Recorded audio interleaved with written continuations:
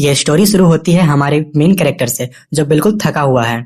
उसे समझ नहीं आता कि उसके ऑफिस के लोग मंडे मॉर्निंग में इतने एनर्जी में कैसे आते हैं। 2 महीने हो चुके हैं डेली सुबह उठकर ऑफिस जाते, पर अभी तक उसे इस एग्जॉस्टिंग रूटीन की आदत नहीं लगी। स्ट्रीट पर एक भीड़ देखकर उसकी क्यूरियोसिटी बढ़ जाती है कि सुबह सुबह ये सब क्या हो रहा है। जल्दी ही उसे पता चलता है कि वहाँ कुछ बड़े आदमी रो रहे हैं क्योंकि उनके क्रिप्टो अकाउंट्स 40% गिर गए हैं। उनकी हालत देखकर वो हंस पड़ता है जब एक स्टाइलिश सूट वाला आदमी उनका मजाक उड़ाता है और कहता है कि ब्लू कॉलर सैलरी उसके प्रॉफिट्स को टच भी नहीं कर सकती। हमारा एमसी को ये सब एक क्लोन शो लगता है और वो सोचता है कि ये वर्चुअल कॉइन्स ने यूथ को बर्बाद कर दिया है। तभी वो देखता है कि कुछ स्पॉइल्ड लड़के रोड के बीच में स्मोक कर रहे हैं और समझ जाता है कि कुछ लोग कभी नहीं सुधरते। तभी एक बूढ़ा आदमी यूनिफॉर्म में उनके पास आता है और पोलाइटली उसे साइड होने को कहता है। बहुत पेशेंस के साथ वो उन्हें समझाता है कि सिगरेट का स्मोक पास वाली बिल्डिंग में जा रहा है और लोग डिस्टर्ब हो रहे हैं, लेकिन वो लड़के इस बात का मजाक उड़ाते हैं और बूढ़े आदमी को रिस्पेक्टफुल बिल्कुल नहीं करते। अचानक एक बुली गुस्से में आकर चिल्लाने लगता है और फाइट शुरू करने की कोशिश करता है। वो बूढ़े गार्ड को कॉलर पकड़ लेता है और कहता है कि वो सिर्फ एक यूजलेस सिक्योरिटी गार्ड है। पागलपन की तरफ चिल्लाते हुए वो पूछता है कि उस गार्ड की छोटी सी सैलरी उसके मल्टी मिलियन लॉस कवर करेगी। उसका दोस्त फोन निकालकर यूट्यूब के लिए वीडियो रिकॉर्ड करना शुरू कर देता है। उसे ये सब बड़ा इंटरटेनिंग लग रहा है। तो बिना किसी एम्पैथी के उसे डरे हुए बुढ़े आदमी की बेइज्जती रिकॉर्ड करते हैं। हमारा एमसी चुपके से कैमरामैन के पीछे आता है और बोलता है कि रिकॉर्डिंग काफी फन लग रही है। अचानक उसे देखकर थक डर जाता है और पीछे जाता है। सोचता है ये सूट वाला बंदा अचानक कहां से आ गया। ठंडी और डेंजरस नजर से हमारा एमसी उन्हें समझा देता है कि उनका गेम अब खत्म हो चुका है। सिचुएशन को हैंडल करते हुए वो डिस्टर्ब होने के लिए माफी मांगता है। बूढ़े आदमी को अपने पीछे प्रोटेक्ट करता है। वो सीधा बोलता है कि एक्स के साथ ऐसा बिहेव नहीं करते, लेकिन वो लड़के उसकी बात इग्नोर कर देते हैं, तो मजाक उड़ाते हैं, उसे लूजर वगैरह सब बोलते हैं। एटीट्यूड दिखाते हुए बुली उसके पास आता है और कहता है कि अपना मुंह बंद रखे और अपनी पेशेंस लाइफ पर फोकस करे। एमसी अपनी सैलरी का हिसाब लगाता है और रियलाइज करता है कि उसे कितना कम पैसा मिलता है। जोर जोर से हंसने लगते हैं और उसकी इनकम को लेवल का बोलते हैं। से भरा सूट वाला कहता है कि वो इतने पैसे सिर्फ 1 वीक में ही खत्म कर देता है, वो भी आसानी से। बिना 1 सेकंड सोचे हमारा एमसी थक का फेस एक हाथ से पकड़ लेता है और उसे बुरी तरह दबा देता है, बिना जरा सा भी दया किए। एक डेंजरस किलर ऑरा के साथ वो उसे वार्न करता है कि चाहे पैसे सेम हो, लेकिन उनकी वैल्यू में जमीन आसमान का फर्क होता है। उस लड़के का सर सीधा ग्राउंड पे दे मारता है और कहता है कि गंदे लोगों के पैसे सोसाइटी में कोई वैल्यू नहीं होती। कंक्रीट पर इतनी जोर से टक्कर लगने की वजह से थक दर्द से चीख उठता है और उसका चेहरा बिल्कुल बिगड़ जाता है। साइड से ये सब देख रहा दूसरा लड़का डर के मारे पसीना पसीना हो जाता है और वो सूट वाले के मुंह पहचान लेता है। जमीन पर दबा हुआ अटैकर सुनता है कि एमसी कहता है कि उसे उसकी सैलरी का मजाक उड़ाने की वजह से नहीं मारा। तब पता चलता है कि 10 साल पहले इस आदमी ने पूरे देश के क्रिमिनल अंडरवर्ल्ड को अपनी ताकत से जीत लिया था। डर से कांप रहा थक का दोस्त शॉक में है और समझ नहीं पा रहा कि इतना बड़ा लीजेंड कैसे एक नॉर्मल ऑफिस वर्कर बन गया। डर का माहौल जम चुका होता है। लड़का बस उस मॉन्स्टर को देखता रहता है और दुआ करता है कि उसकी बारी ना आए। एक हल्की सी डरावनी मुस्कुराहट के साथ हमारा हीरो उस लड़के की क्लीन शर्ट की तरफ करता है और पनिशमेंट का प्लान बना रहा होता है। अगले सीन में वो डरा हुआ लड़का ड्राइवर बनकर एमसी को मोटरसाइकिल पर राइड दे रहा होता है। क्यूरियस होके वो पूछता है कि इतना बड़ा फाइटर नॉर्मल जिंदगी क्यों जी रहा है। बिना किसी रिग्रेट के एमसी कहता है कि वो सब पुरानी बातें हैं, जब वो एक ट्रबल मेकर था। की राइड के दौरान लड़का सोचता है कि जो लोग डेली रूटीन फॉलो करते हैं वही दुनिया चलाते हैं। वो कहता है कि ईमानदारी से काम करना और डेली स्ट्रगल फेस करना ही असली स्ट्रेंथ होता है। तो उस यंग लड़के को एडवाइस देता है कि वो अपनी बेकार जिंदगी छोड़कर कुछ मीनिंगफुल करे। इस बात को समझने की कोशिश में बाइकर पूछता है कि कंपनी में काम करके ये लीजेंड महीने में कितने कमा लेता है। उसे पता चलता है कि लड़का $1 मिलियन सैलरी कमा रहा है।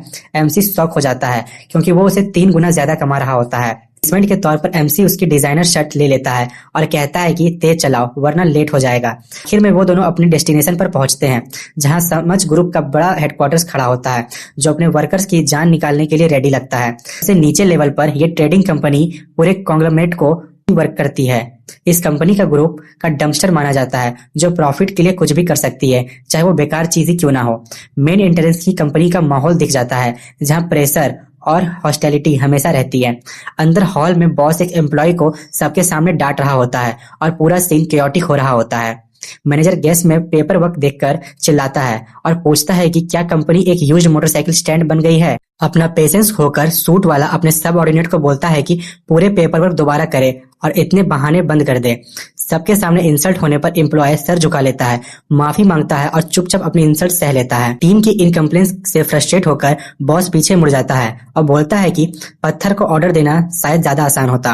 अपने कंप्यूटर पर फोकस्ड हमारा एमसी धीरे से बोलता है, मैंने बस एक पत्थर हूँ, ताकि वो गुस्से में सब कुछ तोड़ ना दे। माहौल हल्का करने के लिए एक फीमेल कलीग न्यूबी को धीरे से बोलती है कि मैनेजर के गुस्से को सीरियसली ना ले, क्योंकि वो आज ऑलरेडी गुस्से में है। मजाक में हमारा एमसी कहता है कि वही एक असली लड़की है जो बिना डरे अपनी बात बोल देती है। धीरे से लड़की उसे बताती है कि बॉस को सुबह शिपिंग कंपनी से बहुत डांट पड़ी है। अचानक ऑफिस का दरवाजा जोर से खुलता है और सब लोग शॉक हो जाते हैं। एक गुस्से भरे स्टैंड की तरह शिपिंग कंपनी का डायरेक्टर टोई अंदर आता है और तुरंत लॉजिस्टिक मैनेजर को बुलाता है। चौक में बॉस अपने चेयर से उछल पड़ता है और हकलाते हुए अपने सबसे बड़े डर को सामने देख रहा होता है। एटीट्यूड में डायरेक्टर कहता है कि वो फ्राइट रेट को चिल्लाकर और प्रेशर डालकर रीनेगोशिएट करने आया है। हमारा एमसी अपने पास वाले से धीरे से पूछता है कि ये कौन है जो ऐसे बिहेव कर रहा है जैसे ये जगह उसकी हो। लड़की जल्दी से बताती है कि ये एक स्पॉइल्ड डायरेक्टर है जो सब पर हुक्म चलाना पसंद करता है। शांति बनाए रखने के लिए मैनेजर समझाता है कि वो ट्रांसपोर्ट कॉस्ट और नहीं बढ़ा सकते। सुनते ही एमसी को पता चलता है कि ये आदमी एमएमए क्लास लेता है और कमजोर लोगों को पीटना पसंद करता है।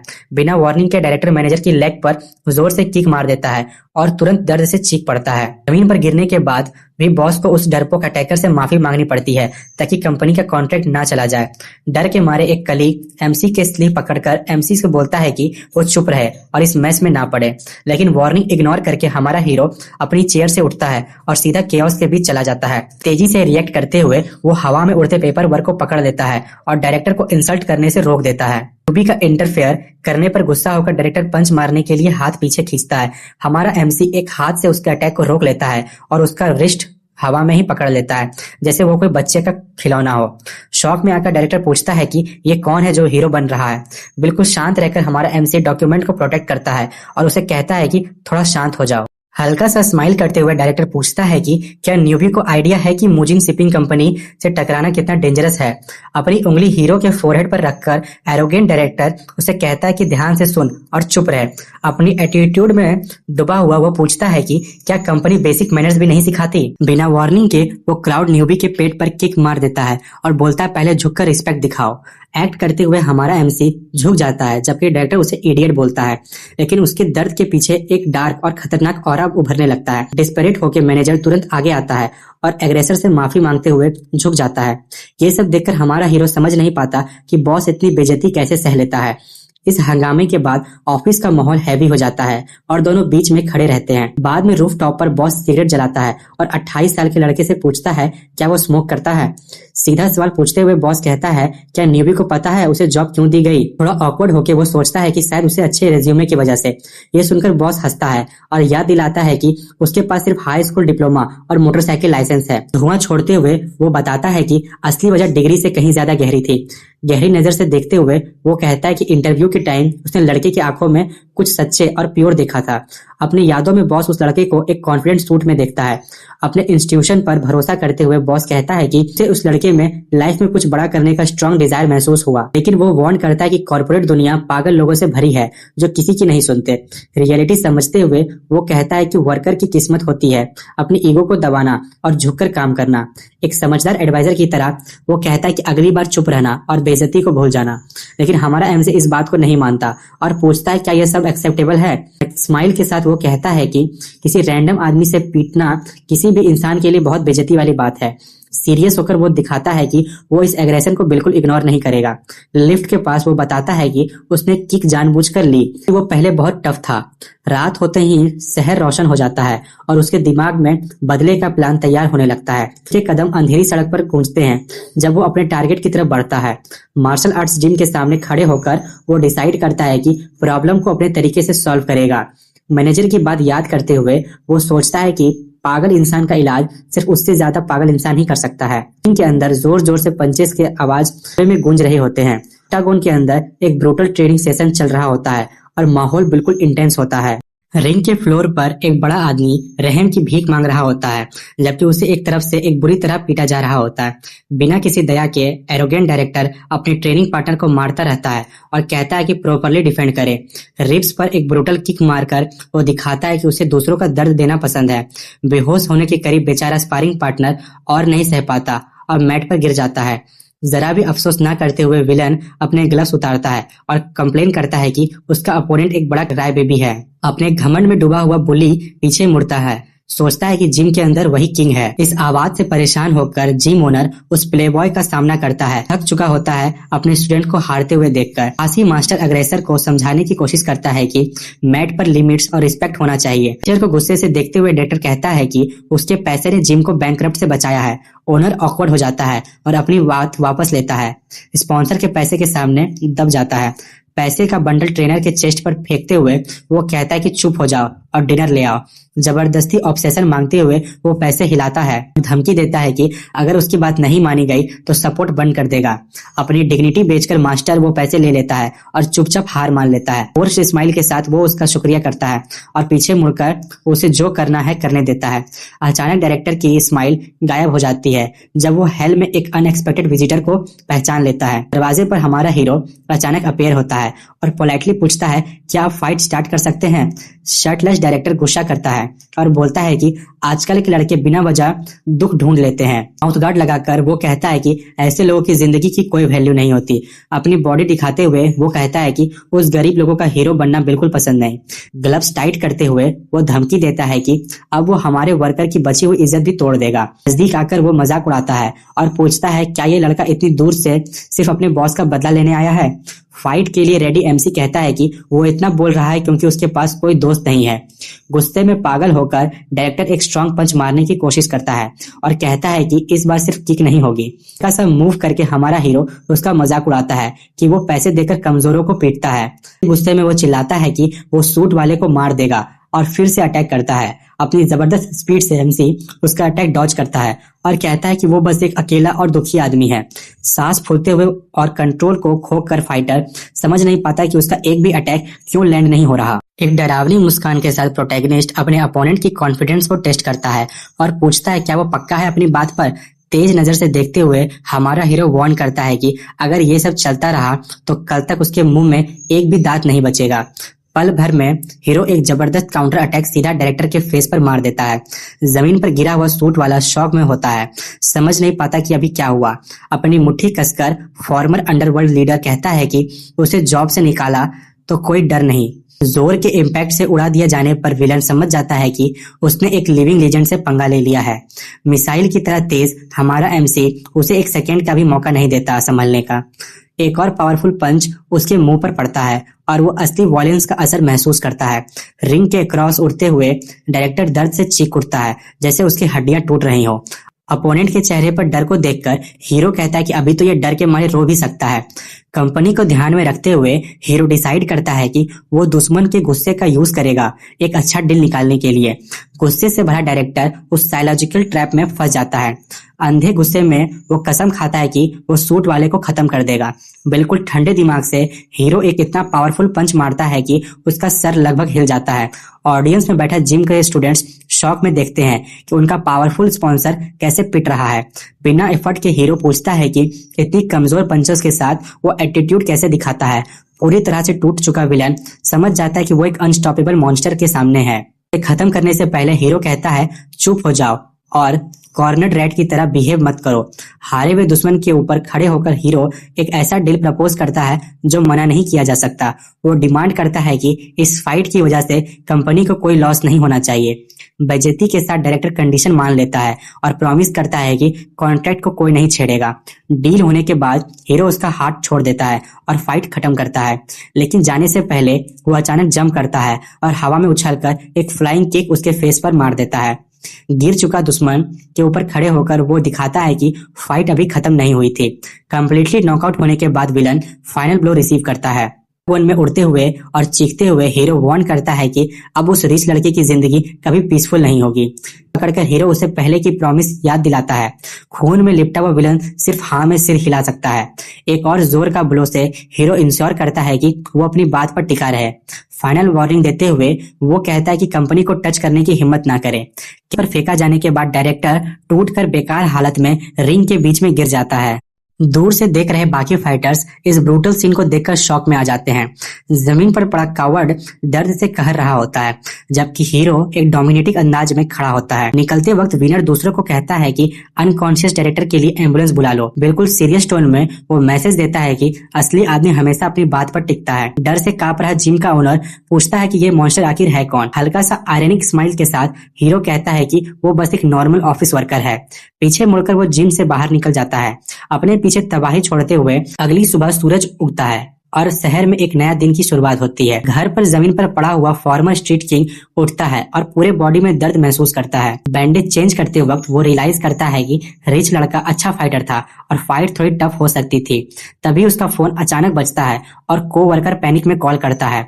दूसरी तरफ से लड़की गुस्से में कल रात के मैस को एक्सप्लेन मांगती है। घबराहट में वो बताती है कि डायरेक्टर अपने गुंडों के साथ ऑफिस में आ गया है। इस बात से हैरान होकर एमसी सुनता है कि बॉस ने उसे आज ऑफिस में आने से मना कर दिया है। ऑफिस के अंदर टेंशन इतनी ज्यादा होती है जैसे हवा भी कट सकती है। मैनेजर गुंडों को प्रेशर में होता है और सिचुएशन बहुत सीरियस हो जाती है। बॉस की चेयर पर बैठा डायरेक्टर डिमांड करता है कि एमसी को उनके हवाले करो, वरना फॉराइट रेट डबल कर देगा। अजीब टोन में वो कहता है कि वो बस उस एम्प्लॉय को एक लास्ट चांस देना चाहता है सबक सिखाने का। घमंड से भरा रिच लड़का कहता है कि अगर वो घुटनों पर गिरकर माफी मांगे तो वो सब भूल जाएगा। उंगली देखते हुए वो चिल्लाता है कि सबके सामने एमसी रहम की भीख मांगे, नहीं तो कॉन्ट्रैक्ट कैंसिल हो जाएगा और पूरी कंपनी को नुकसान होगा।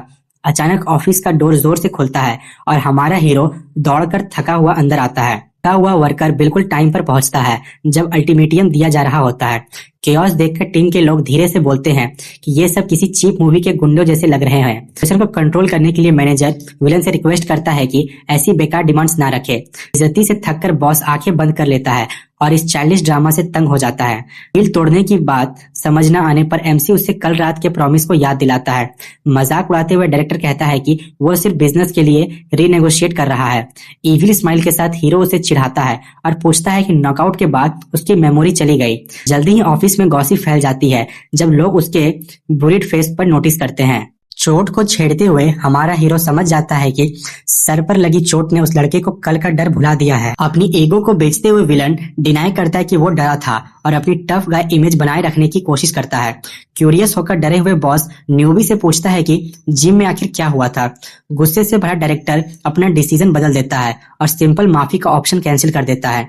चिल्लाते हुए वो डिमांड करता है कि एम्प्लॉय उसके पैरों के बीच में क्रॉल करे, तभी उसे माफी किया जाएगा। इस अजीब चैलेंजेस से पीछे न हटकर हमारा एमसी सबके सामने डील को कंफर्म करता है। जमीन पर बैठकर वो कहता है कि वो तभी करेगा जब ओरिजिनल कॉन्ट्रैक्ट मेंटेन रहेगा, बिना किसी आर्ग्यूमेंट का। शांत मुस्कान के साथ वो कहता है कि वो एक बार फिर से रिच लड़के की बात पर भरोसा करेगा। आखिर एक बिजनेसमैन के लिए रेपुटेशन उसकी जिंदगी जितनी इंपॉर्टेंट होती है। इस छुपी हुई ताने से विलन का गुस्सा फट पड़ता है और वो कंट्रोल खो देता है। गुस्से में पागल होकर वो मैनेजर को जोर से थप्पड़ मार देता है। कॉलर पकड़कर वो बेचारा वर्कर को मीटिंग रूम के बीच में ही अटैक करता है। बूढ़े आदमी को पकड़कर वो पूछता है क्या वो मरने के लिए जल्दी में है। ये सब देखकर हमारा एमसी का काम एक्सप्रेशन गायब हो जाता है और उसकी जगह प्योर गुस्सा आ जाता है। उसके दिमाग में मैनेजर की बातें घूमती हैं कि चुप रहना और अपनी ईगो दबा देना। एक की बात याद करके वो समझ जाता है कि बुढ़ापे में बेइज्जती कितनी पेनफुल होती है। अपनी मुट्ठी कसकर वो डिसाइड करता है कि कुछ हद होती है जो क्रॉस नहीं की जा सकती। पक्का इरादा करते हुए वो हीरो डिसाइड करता है कि एक ईमानदार आदमी की इज्जत कभी नीचे नहीं गिरनी चाहिए। बिना सोचे समझे थक के कंधे पर हाथ रख देता है। एक गुण उसका रास्ता रोकने की कोशिश करता है और कहता है कि चुप रहो और दूर रहो। तुरंत हमारा एमसी उसका हाथ पकड़ लेता है और जोर से दबा देता है। हड्डी टूटने की आवाज के साथ वो गुण के दर्द से चीख पड़ता है। अपने आदमी को दर्द में देखकर डायरेक्टर ऑर्डर देता है कि सब मिलकर एम्प्लॉय को मार दो। ऑफिस में लोग डर के मारे पैनिक हो जाते हैं जब फाइट शुरू हो जाती है। किलर लुक के साथ हीरो उन एम्प्लॉइज की तरफ देखता भी नहीं जो उनकी तरफ भाग रहे हैं। लाते हुए 5 गुंडे उस पर हमला करने के लिए दौड़ते हैं। अटैक होने से पहले ही एक फीमेल वॉइस रूम में गूंजती है और पूछती है कौन किसको खत्म करेगा। उस मिस्टीरियस वुमेन के आते ही डायरेक्टर जम जाता है और ठंडे पसीने में आ जाता है। शॉक में पूरी टीम उस पावरफुल पर्सनैलिटी को पहचान लेती है। फुल एटीट्यूड और क्लास के साथ असली बॉस एंट्री लेती है, सिक्योरिटी गार्ड्स के साथ। अपने सनग्लासेस हटाकर पावरफुल डायरेक्टर बेक इंजन इन्वेडिंग प्रीटी बॉय की बदतमीजी का मजाक उड़ाती है। सच बोलते हुए वो कहती है कि उस डायरेक्टर के फादर ने शिपिंग कंपनी को अपनी मेहनत और पसीने से खड़ा किया था। लेकिन एक शार्प स्माइल के साथ वो कहती है कि उस आदमी ने अपने बेटे की परवरिश में बुरी तरह नाकामयाबी पाई। गुस्से से भरा प्रीटी बॉय पूछता है कि उसने अभी क्या कहा। बिल्कुल भी पीछे न हटकर वो कहती है कि वो सिर्फ उसके लेट प्रेसिडेंट की रिस्पेक्ट में उनकी हरकतें बर्दाश्त कर रही थी। तेज टोन में वो कहती है कि लगता है कैरेक्टर और कंप्लीटेंस जेनेटिक नहीं होते। टैबलेट निकालकर बॉस उसके सामने उसकी पार्टीज और गलत काम के सबूत दिखा देती है। दीवार से लगकर खड़ा डायरेक्टर दांत बींचकर पूछता है, क्या ये ब्लैकमेल है? इविल स्माइल के साथ वो जवाब देती है कि थ्रेड्स को उसने खुद शुरू किया था। ये सुनकर विलन समझ जाता है कि उसका पावर गेम खत्म हो चुका है। चेयर पर बैठकर बॉस उसके बेकार लॉजिक पर सवाल उठाती है। सीधा बोलते हुए वो याद दिलाती है कि अगर शिफ्ट्स डिले होती हैं तो उसकी कंपनी को भी ह्यूज लॉस होता है। मजाक उड़ाते हुए डायरेक्टर पूछती है, क्या वो सच में इतने इन्फ्लुएंस रखता है कि ऐसा ब्लफ करे? अपनी ही कब्र खोदते हुए वो पूछता है, क्या उनकी कंपनी पार्टनरशिप तोड़ना चाहती है? पूरे घमंड के साथ बॉस कहती है कि वो जो समझना चाहे समझ ले। गुस्से में भरकर प्रीटी बॉय कहता है कि कंपनी को इस डिसीजन से भारी नुकसान होगा। पीछे मुड़कर वो अपने गुंडों के साथ वापस चला जाता है। जैसा ही डोर बंद होता है, बॉस अपनी टीम की तरफ ध्यान देती है ताकि इंटरनल मेस को हैंडल किया जा सके। सीरियस टोन में वो हीरो और मैनेजर को प्राइवेट बात के लिए डायरेक्टर ऑफिस में बुलाती है। बाहर सब लोग टेंस हो जाते हैं और सोचते हैं अब बड़ा स्कॉल्डिंग होने वाला है। लग्जरियस ऑफिस के काउच पर बैठे वो दोनों डर के मारे चुप हो जाते हैं। सीधा पॉइंट आता है। बॉस कहती है कि सच बताओ और प्रॉब्लम के रूट समझाओ। हाथ बांधकर वो पूछती है, क्या न्यूबी ने सच में मुझे डायरेक्टर को पीटा? सीधे चेहरे के साथ एमसी कहता है कि वो बस एक फ्रेंडली स्पेयरिंग था। ये सुनकर बॉस शॉक हो जाती है और लगभग बेहोश हो जाती है। सीधा सच बोलते हुए वो बताती है कि इस फाइट की वजह से मोटरसाइकिल एक्सपोर्ट डिले हो गया और कंपनी को ह्यूज लॉस हुआ। डिसरिस्पेक्ट होकर मैनेजर झुक जाता है और ब्लेम अपने ऊपर ले लेता है। आंखों में आंसू के साथ वो कहता है कि लड़के को चुप रहने चाहिए था और सिचुएशन को और खराब नहीं करना चाहिए था। बॉस के सिंसियर रिग्रेट को सुनकर हीरो अपनी गलतियों को बोझ महसूस करता है। अपने दिमाग में वो पुरानी बातें याद करता है कि जॉब के लिए लोगों को अपनी ईगो निकालनी पड़ती है।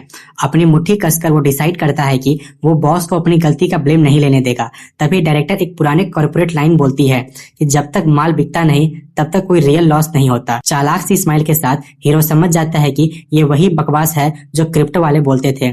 एटीट्यूड के साथ वो खड़ा होता है और कहता है कि बाइक्स अभी भी स्टॉक में हैं और बायर का वेट कर रहे हैं। शांत रहकर वो कहता है कि ये बड़ा लॉस सिर्फ पेपर पर ही है, अभी रियल में नहीं है। अपने सीने पर हाथ मारकर वो पूरी रिस्पॉन्सिबिलिटी लेता है और प्रॉमिस करता है कि वो खुद ही माल बेचेगा। उसकी हिम्मत देखकर बॉस हल्का सा स्माइल करती है और उसके करेज को पसंद करती है। पहली बार वो सोचती है कि ये लड़का उसकी सोच से भी ज्यादा क्रेजी है। अपने डेस्क पर वापस जाकर कलीग सबको उसकी अजीब प्रॉमिस के बारे में बताता है। डर में मैनेजर पूछता है कि सिर्फ 3 लोग एक वीक में 500 मोटरसाइकिल कैसे बेचेंगे। माहौल हल्का करने के लिए लड़की कहती है कि वो सब सेल्स एक्सपर्ट्स हैं और डेजर्ट में भी रेत बेच सकते हैं। दुखी टोन में बॉस कहता है कि उसे लगता है उसने अपनी वीकनेस से सिचुएशन और खराब कर दी। हैवी मूड तोड़ने हुए लड़की बोलती है कि उसे हीरो का पंच सबसे कूल लगा। ये सुनकर बॉस शॉक हो जाता है क्योंकि किसी ने पहली बार उस एक्शन की तारीफ की है। हल्का सा हंसकर वो एग्री करता है कि उन्हें ऐसे फाइट नहीं करनी चाहिए थी। सच बोलते हुए लड़की कहती है कि वो और टॉलरेट नहीं कर पा रही थी जब प्रीटी बॉय बिना वजह सबको इंसल्ट करता था। अचानक डायरेक्टर उनके पीछे आ जाती है और उनकी एनर्जी देखकर हैरान हो जाती है। उंगली दिखाकर वो अनाउंस करती है कि आज से ये तीनों लोग कंपनी के नए टास्क फोर्स होंगे। दिन के एंड पर लड़की खुश होकर कहती है कि वो एक रियल टीम जैसा फील कर रहे हैं। शांत मुस्कान के साथ मैनेजर हीरो के दिल से शुक्रिया करता है। हीरो थोड़ा कंफ्यूज हो जाता है और समझ नहीं पाता इतना ग्रेटिट्यूड क्यों मिल रहा है। बार में बियर पीते हुए बॉस कहता है कि सालों बाद किसी ने उसके लिए स्टैंड लिया है। ये सुनकर लड़की इमोशनल हो जाती है और समझ जाती है कि बॉस कितनी सफर कर रहा था। गर्व के साथ बॉस कहता है कि उसे बहुत खुशी हुई जब हीरो ने गुस्से में टीम के लिए स्टैंड लिया। हंसकर वो मानता है कि ये इररिस्पॉन्सिबल था, लेकिन डायरेक्टर को पिटा देखकर वो दिल को सुकून मिलता है।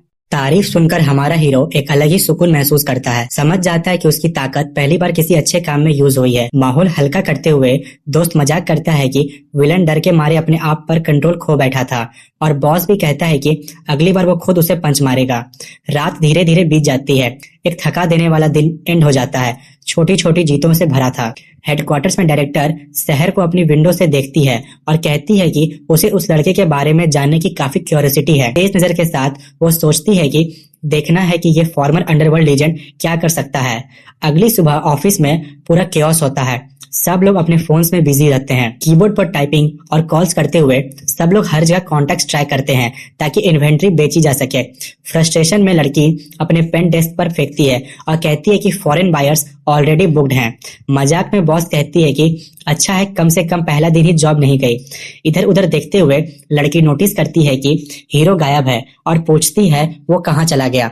बॉस उसके मैसेज चेक करके बताता है कि वो सुबह जल्दी निकल गया किसी अजीब प्लान के साथ। कंफ्यूज होकर लड़की सोचती है कि उसने कौन सी शैडी कॉन्टेक्ट ढूंढ लिया। शहर के आउटस्कर्ट्स में चलते हुए हीरो सोचता है कि उसे सिर्फ एक ही रिच बाइकर याद है जो बिल्कुल बेकार आदमी है। रोड पर उसकी टक्कर उस क्रिप्टो सूट वाले से होती है जो तुरंत रोककर उसका पार्टनर बनने की भीख मांगता है। ठंडे अंदाज में हीरो उसे इग्नोर करता है और कहता है कि उसे सिर्फ उसके पैसे चाहिए।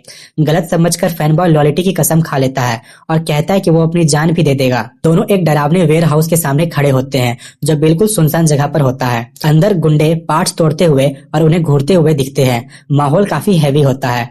धूल और मशीन की आवाज से लगता है कि यह जगह डेंजरस लोगों के लिए है। उन गुंडों के बीच दोनों सूट्स बिल्कुल अलग नजर आते हैं। कैरेट पर बैठा वेयर हाउस बॉस मीट खा रहा होता है और उन्हें बोर्ड नजर से देख रहा होता है। मुंह साफ करते हुए वो सीधा पूछता है कि ये लोग क्या बेचने आए हैं।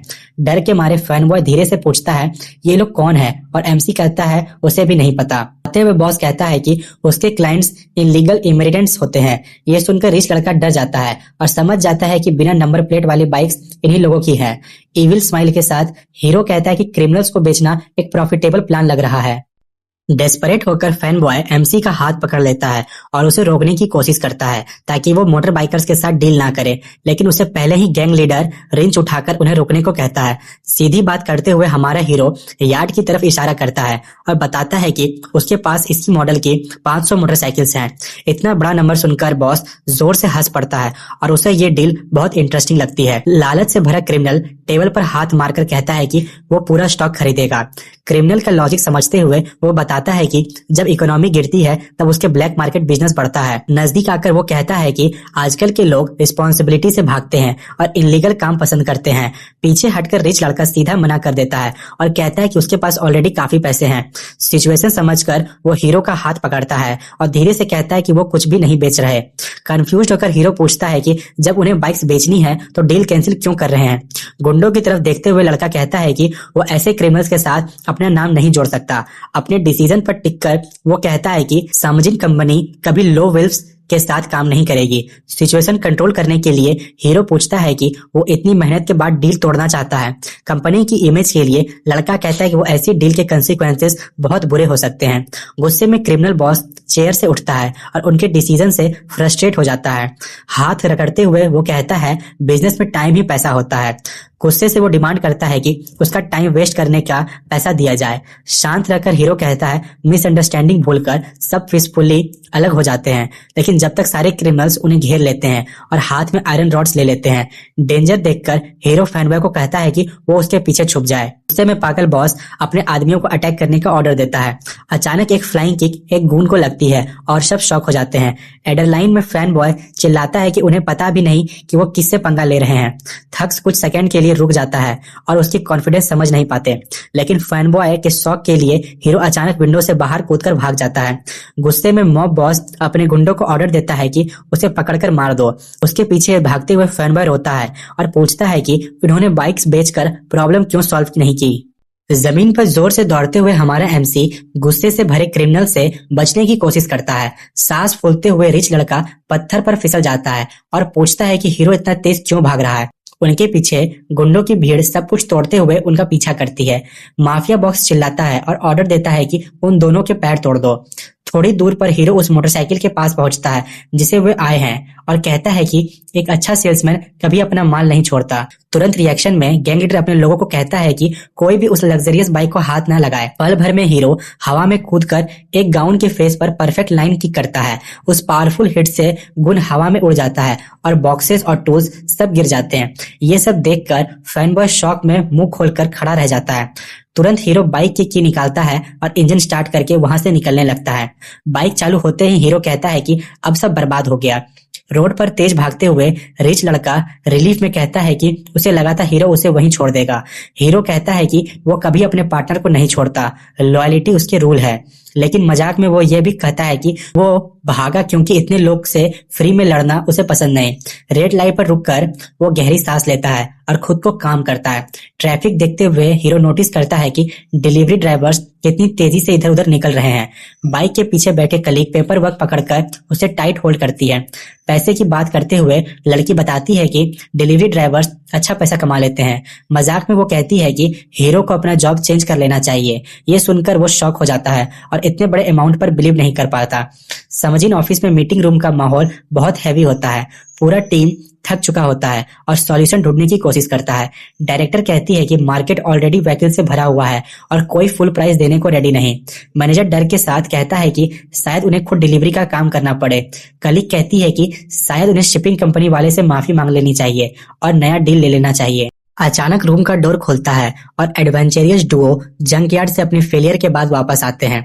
थका हुआ एमसी चेयर पर गिर जाता है और मनाता है कि डेंजरस बायर्स ढूंढने में वो फेल हो गया।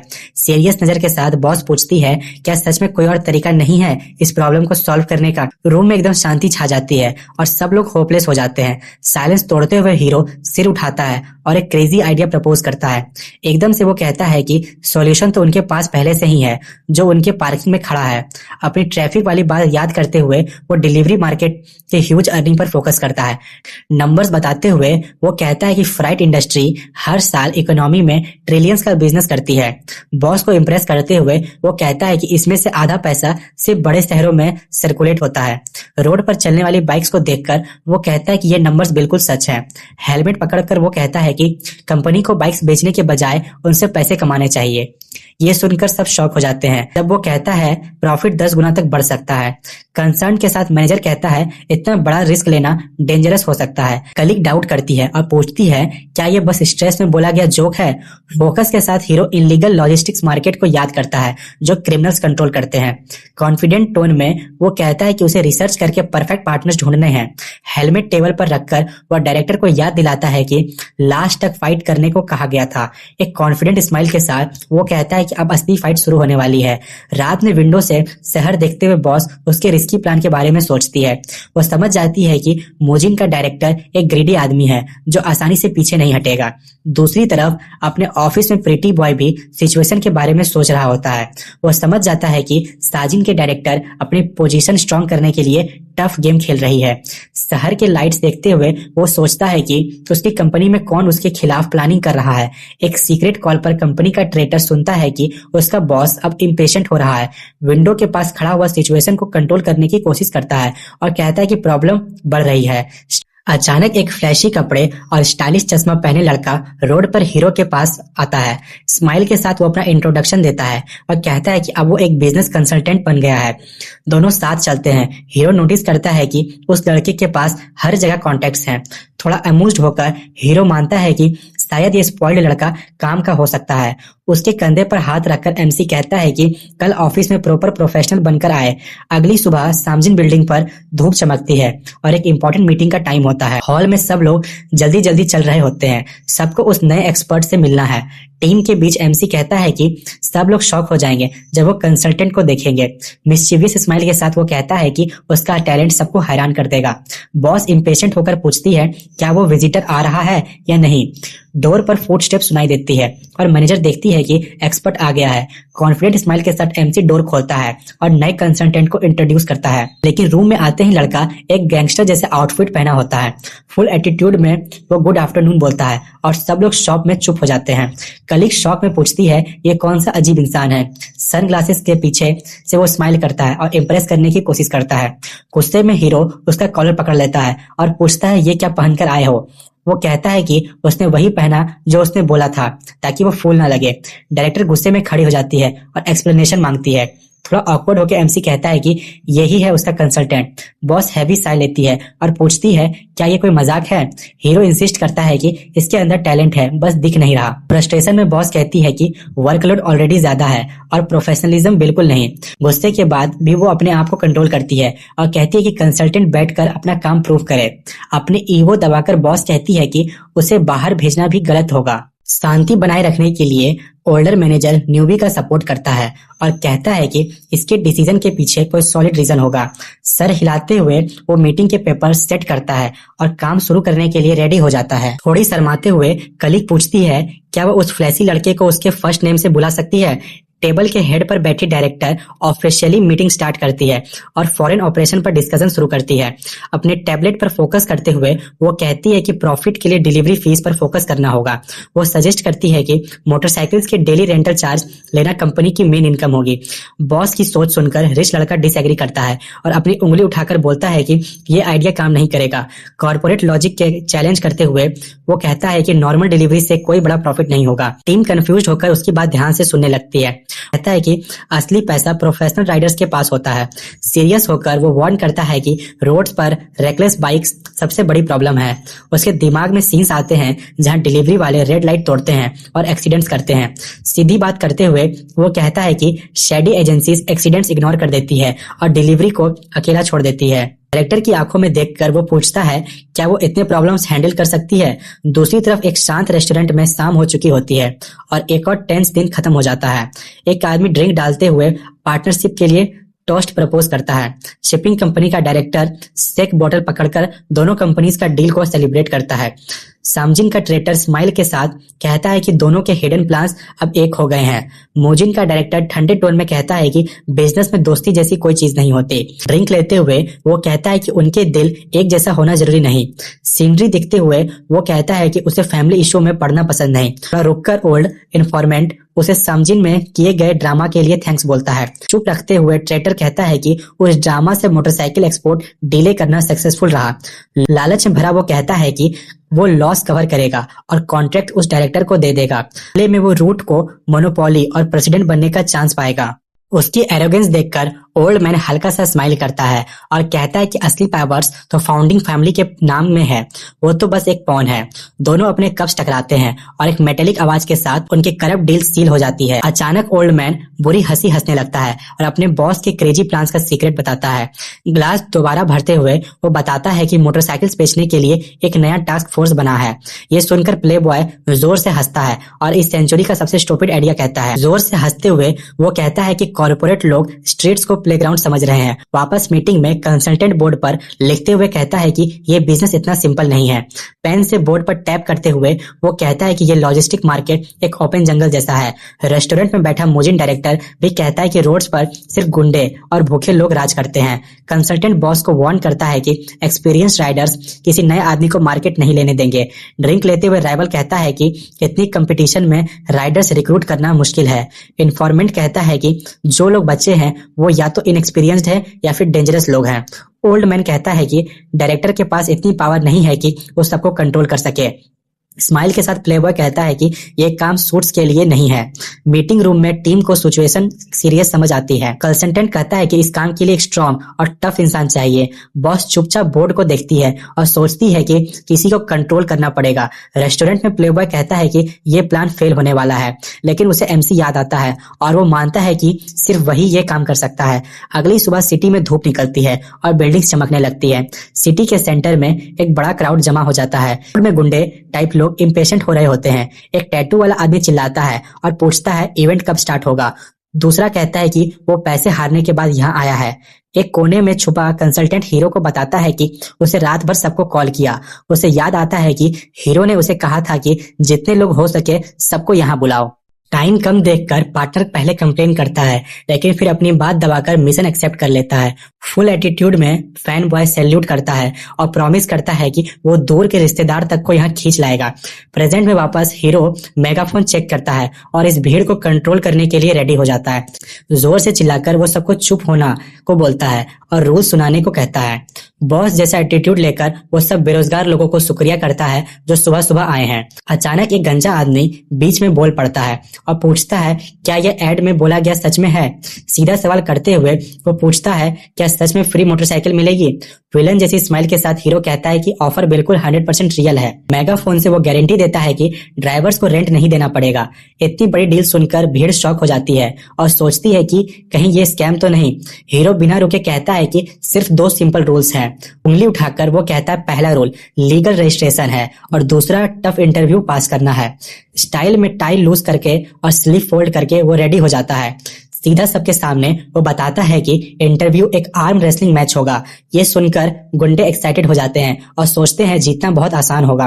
भीड़ में लोग एक दूसरे को धक्का देने लगते हैं और पहला चांस के लिए लड़ते हैं। थोड़ी देर में पूरा एरिया केओस बन जाता है जहां सब चिल्लाते और पुश करते हैं। अचानक एक पावरफुल बाइक की आवाज आती है और सबका अटेंशन उधर चला जाता है। एक बड़ा टैटू वाला आदमी हेलमेट उतारकर उस तमाशा को देख रहा है और हंसता है। चबाते हुए वो डिसाइड करता है कि इन लोगों का डिसिप्लिन सिखाना पड़ेगा। गुस्से में वो पूछता है किसने उसके एरिया में राइडर्स को बुलाया है। उधर रिच कंसल्टेंट भीड़ को लाइन में लेने की कोशिश करता है। बिना पूछे टैटू वाला आदमी सबको धक्का देकर आगे बढ़ता है।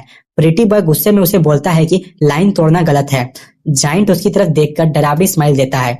डर के मारे कंसल्टेंट गिर जाता है और ऑलमोस्ट हार्ट अटैक से मरने लगता है। अपने बॉस को बुलाते हुए वो दिखता है कि वो जाइंट सीधा टेबल के पास आ गया है। सीरियस लुक के साथ वो हीरो से पूछता है क्या यह सब उसका आइडिया है। अजीब सी हंसी हंसकर थक सूट वाले की हिम्मत का मजाक उड़ाता है कि उसने इतना बड़ा स्टॉल लगा दिया। भीड़ में डिलीवरी ड्राइवर्स उसे पहचान लेते हैं। होंग जैंग सू का डर के मारे पसीना छूट उठता है। उसके हाथ पर पड़े स्कार्स देखकर सबको समझ आ जाता है कि वो मजाक करने नहीं आया। डर के मारे प्रेटी बॉय पार्टनर रास्ते से हटकर दूर रहने को लगता है। ब्रोटी उसे सूट कहकर पूछता है क्या उसे लगा कि वो इतनी आसानी से ड्राइवर्स चुरा लेगा। बुरी नीयत के साथ वो कहता है कि वो अपनी फिस्ट से इंटरव्यू फिनिश करने में हेल्प करेगा। बिल्कुल शांत रखकर एमसी हल्का सा स्माइल देता है जैसे उसे पहले से पता था ये होने वाला है। सीधा पास्ट रखकर अटैक करते हुए वो बताता है कि वो 24 साल का है और रेसलिंग से निकल गया था। वो ये भी बोलता है कि उसे रुकीज को पीटने के लिए बैन किया गया था। जोर से हंसते हुए ब्रूटे कहता है कि एमसी ने अच्छी रिसर्च की है। फिर उसकी स्माइल गायब हो जाती है और वो धमकी देता है कि अगर नहीं हटा तो उसका सिर तोड़ देगा। टेबल के पीछे छुपा फैन बॉय धीरे से पूछता है क्या एमसी श्योर है इस सब के बारे में। डर के साथ वो कहता है कि ये आदमी पूरे एरिया का सबसे डेंजरस बंदा है। एमसी कॉन्फिडेंट रहकर कहता है कि इसलिए तो उसे रिक्रूट करना जरूरी है। वो जाइंट को टेबल पर बुलाता है और एक सिंपल बेड प्रपोज करता है। सरप्राइज होकर ब्रूटे पूछता है क्या प्राइस होगा। एमसी बतना एल्बो टेबल पर रखकर आर्म रेसलिंग चैलेंज देता है। वो कहता है अगर वो हार गया तो सारी मोटरसाइकिल्स फ्री देगा, लेकिन अगर वो जीत गया तो जाइंट को समजिन कंपनी ज्वाइन करनी पड़ेगी। ब्रूटे इस मजाक समझकर चैलेंज एक्सेप्ट कर लेता है और कहता है कि अब मजा आएगा। वो एमसी का हाथ पकड़कर पूरी ताकत लगाता है। इसी इतना रिलैक्स होता है कि बीच मैच में ही वो हाफी लेने लगता है। जाइंट शॉक हो जाता है क्योंकि उसका हाथ बिल्कुल नहीं हिल रहा। अंदर से घबराकर वो सोचता है अगर हार गया तो उसकी बेइज्जती हो जाएगी।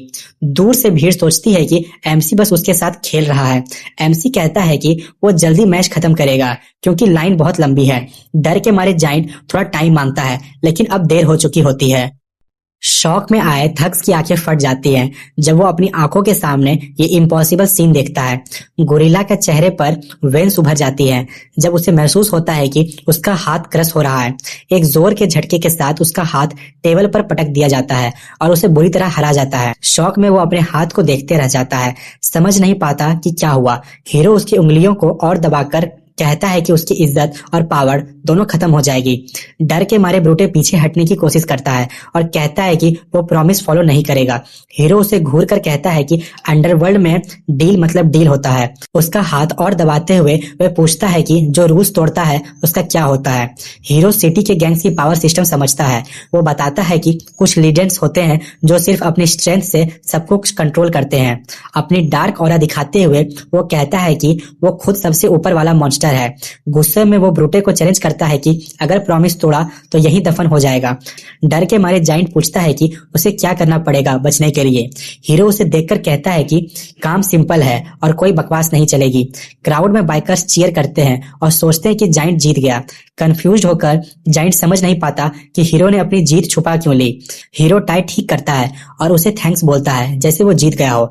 फिर वो कहता है कि अब से जाइंट को सामजिन कंपनी के लिए काम करना होगा।